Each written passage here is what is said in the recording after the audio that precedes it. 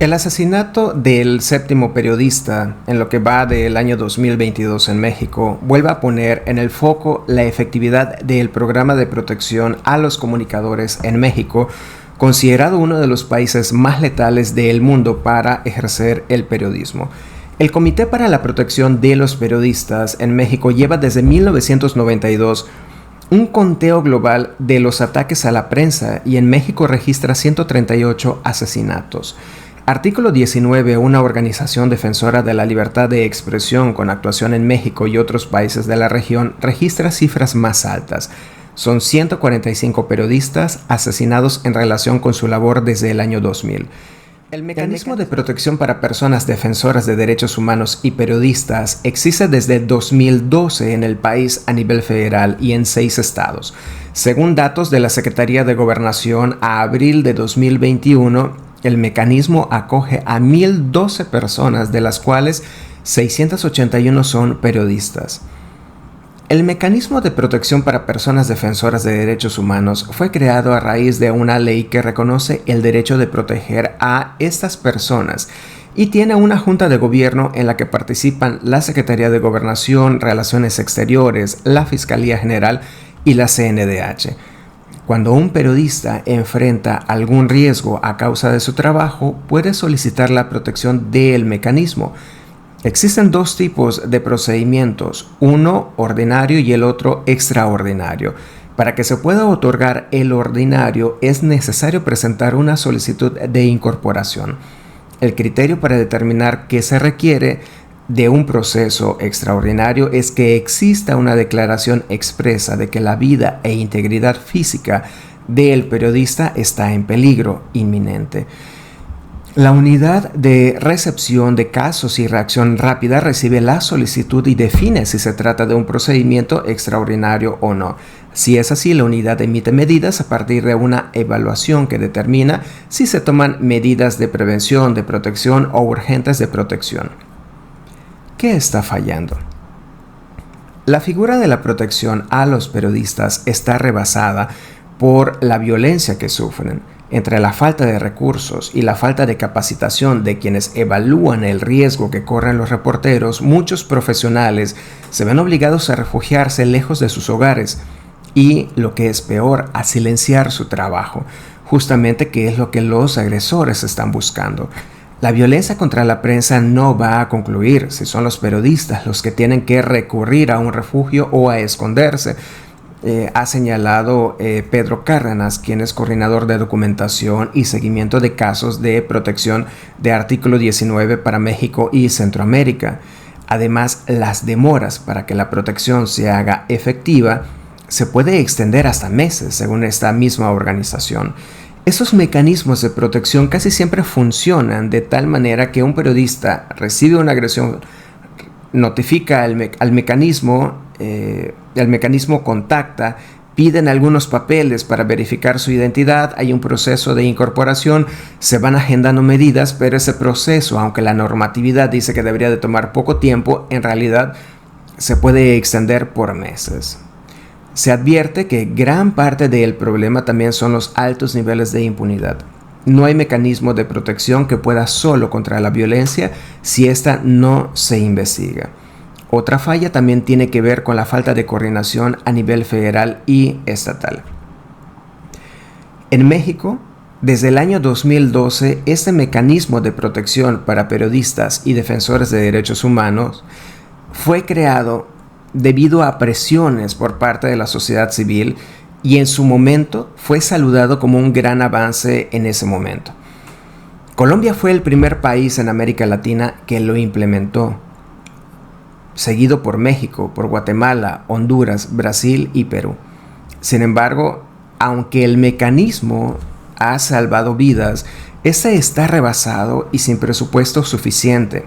Desde entonces, más o menos desde la época en la que se funda, periodistas, más o menos 13 o 14 periodistas se ha documentado que contaban con alguna protección y aún así fueron asesinados. La ley es muy bonita, pero la realidad es otra. El mecanismo de protección tiene muchas limitaciones y se tiene que fortalecer.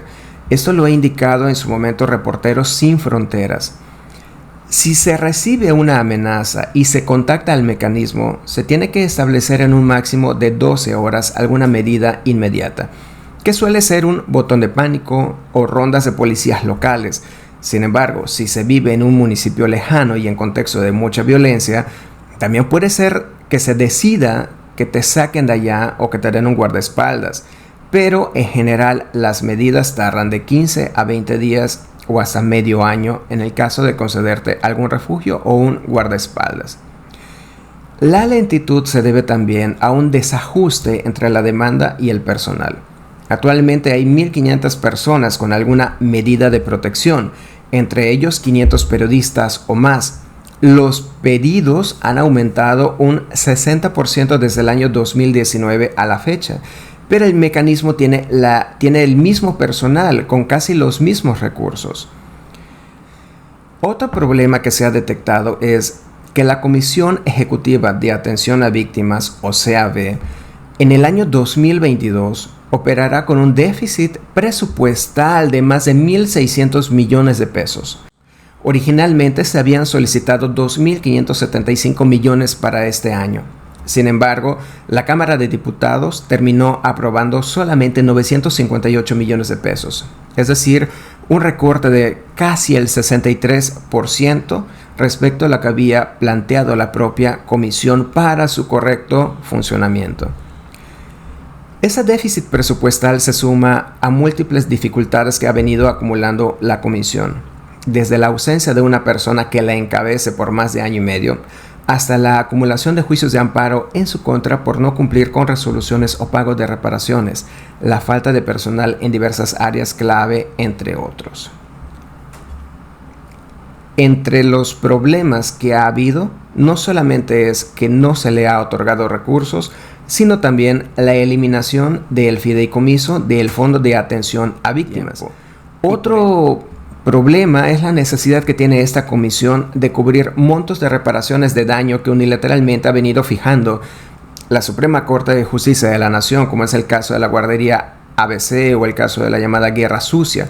Son resoluciones derivadas de demandas de amparo que la comisión es obligada a cubrir por orden judicial. ¿Qué se puede hacer en este caso? Tenemos que hablar que se necesita establecer una coordinación institucional efectiva. Una gran parte de los problemas que están enfrentando los periodistas deriva entre la falta de diálogo en todos los niveles de poder.